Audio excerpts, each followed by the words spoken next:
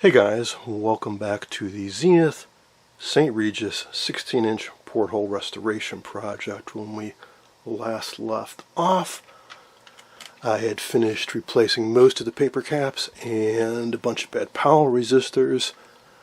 Now I want to try powering it up. Here we are back topside. I've started doing some cleaning just with CLR, and the chassis is just unbelievably nice. The cadmium plating really held up well over the years. Zero corrosion, just dust and dirt. Started pulling a few of the tubes, and there are definitely some Zenith branded tubes. Good chance they are the originals. Exposed the high voltage area. I want to carefully brush all this off, clean off the tubes. And for no other reason than I want to be able to see inside them, see that they're glowing. We don't have any purple or blue glow, especially in a high voltage rectifier. And then we have an issue. Ideally, I'd like to use my recently repaired 5AXP4 CRT, but it has the conventional anode high voltage connection. This high voltage output goes through this wire to this bar, which rested against that metal cone CRT, which of course we don't have. Oh, are you kidding me? Is it really going to be that easy? Oh, if so, thank you, Zenith, thank you. Hang on. Check it out. At the end of the high voltage lead is a little snap connector that goes into this hole drilled through this piece of metal to go to this. But I'm pretty sure, okay, it's not a perfect fit, but it's pretty darn close. So, okay, that just saved me a whole lot of work or head scratching or reduced the shock hazard, that's for sure. Gotta move these little guys back, get this thing nestled in all the way, and yeah, we should be good. Of course, plug in the base.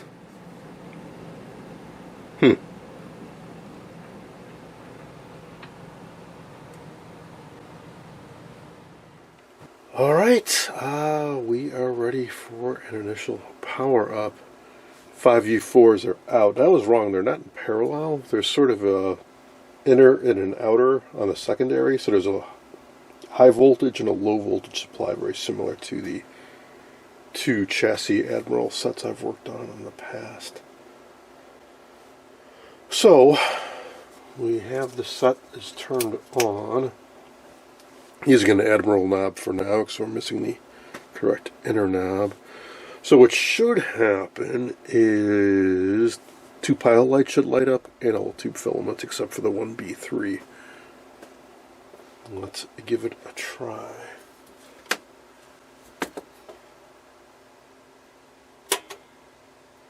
Here we go. Oh, draws a lot of current. I had it in the 1.5 amp range and it just slammed over. Something's not right though, because nothing seemed to be lighting up. And we have no rectifiers, so what the heck is drawing power?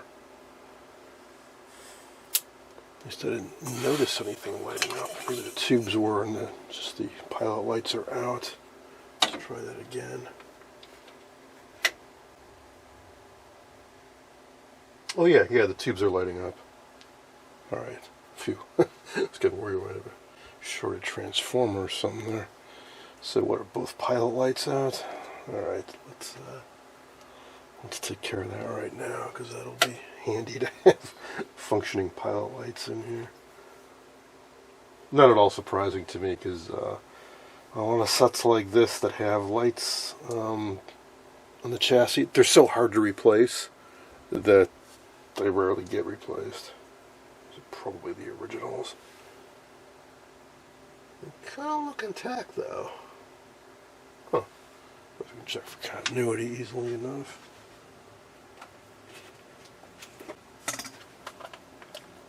Could also be 30 contacts or who knows what.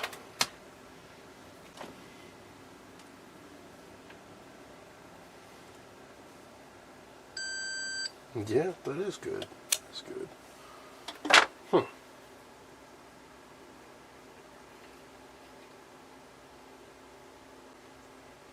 You know, like everything in the set, these are kind of dirty and crusty.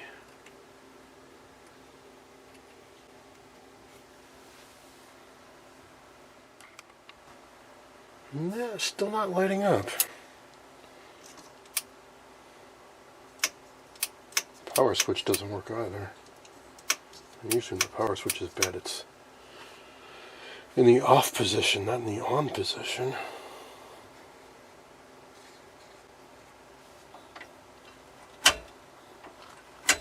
It's channel clunker.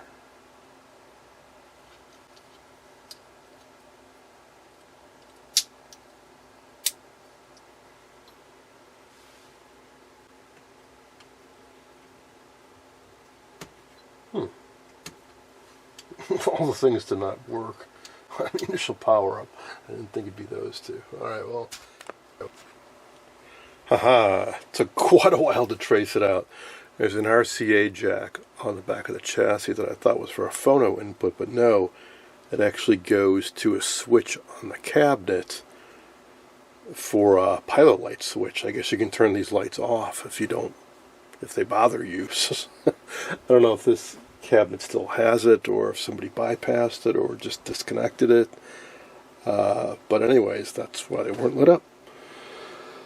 So what do we do now? Well, I still have a few original electrolytics, so I don't want to just go right for full power. So let's reduce the AC input, put in the 5U4s, and slowly try to power it up. Okay, here we go.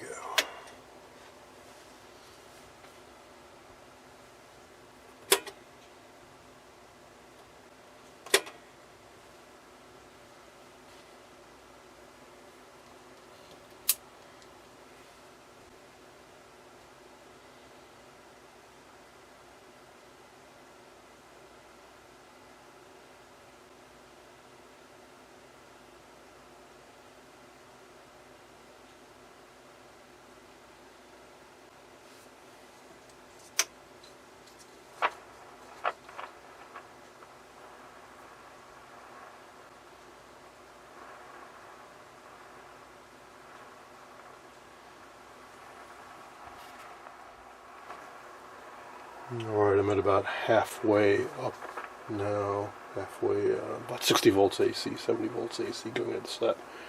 And we do have crackle out of the speaker. But I'm curious that the pilot lights are glowing full brilliance while the tube filaments are barely glowing.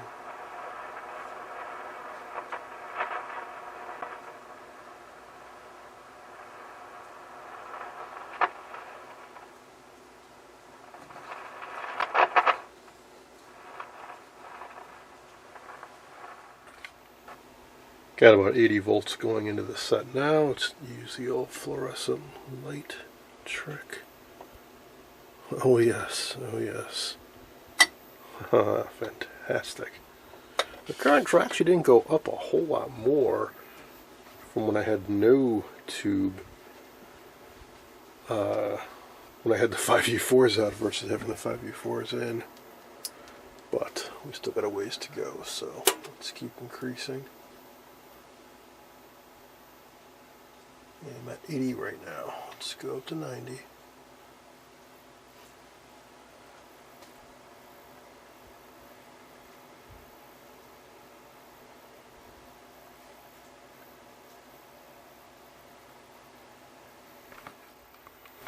Oh, look at that. We are starting to get a glow, and I looked up on Source Info, which is the brightness control, and it is this, and look at that. Still got quite a ways to go with increasing the voltage too, but fantastic, fantastic. So let's go up to 100, only 90 right now.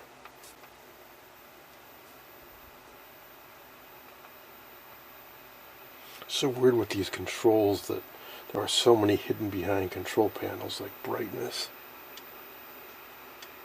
What you do get access to is volume and contrast and the channel clunker and fine tuning, and that is it.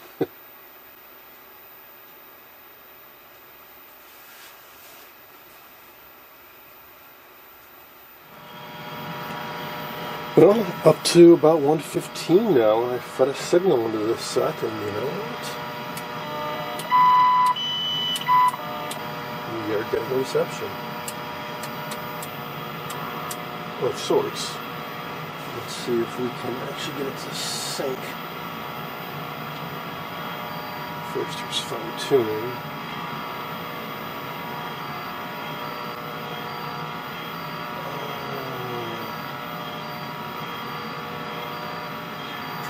Frequency. There's horizontal. And vertical hold.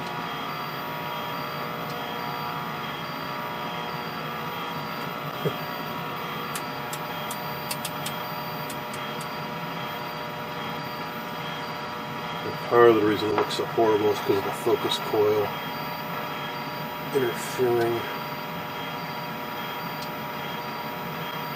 with this CRT's operation. Let's try a different channel.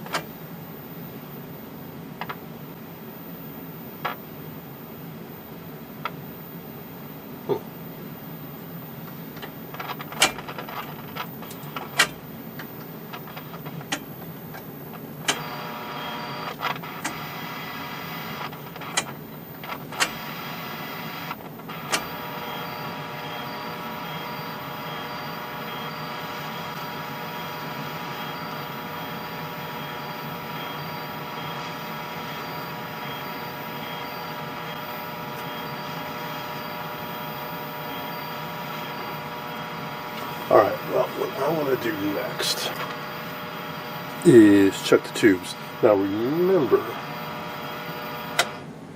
we still have 4 can electrolytics to replace, and haven't checked any of the tubes yet, but we're getting some reception. I get snow when there's no, when I'm off my broadcast channel, and we are getting sound.